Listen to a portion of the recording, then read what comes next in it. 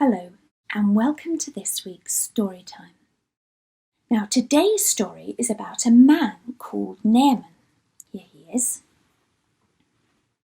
Naaman was a very important man in a very important army of a very important country. So Naaman was a very, very, very important man. But he was also very, very, very sick. Naaman had leprosy, which meant he was very poorly and he couldn't get better. But in Naaman's house there lived a young girl, a slave girl, and she loved God. And because she loved God, she also loved Naaman and wanted him to get better.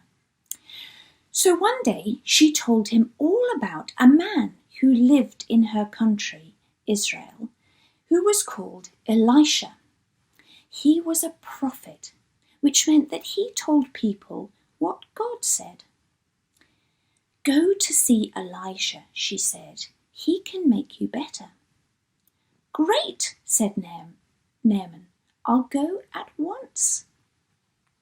Well, although Naaman was a very, very, very important man, he was also very, very, very bad at listening. And so while he was on his way to Israel, he thought, where should an important man like me go to get better? I know, I'll go to the palace. So when Naaman arrived in Israel, he went to see the king. The king said to Naaman, "I am the king, and I can do lots of things, but only God can make you better." Just at that moment, a letter arrived for the king. He opened it.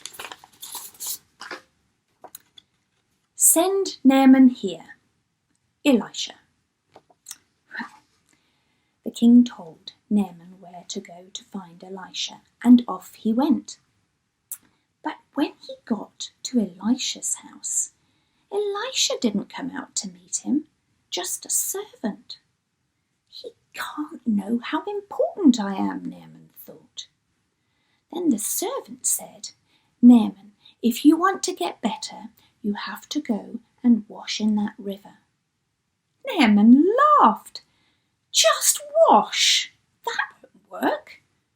In that dirty, slimy, stinky river? No, thank you." And off Naaman went. God knew that Naaman wasn't just sick on the outside. He was sick on the inside too. You see, Naaman didn't think he needed God. He always thought he knew best.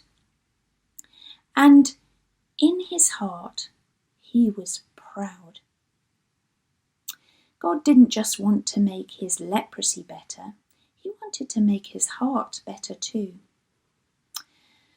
So Naaman went off to think about it. And after a while, Naaman realized that he did need God to make him better. And so he came back to Elisha's servant and said, "Okay, I'll do what God says." And he went and washed in the river. As soon as he came back out of the water, his leprosy had gone too. Oh my goodness, he was so happy. And because he was a very rich man, he wanted to give Elisha lots of money to say thank you. But Elisha said to Naaman, "God made you better, and that is free."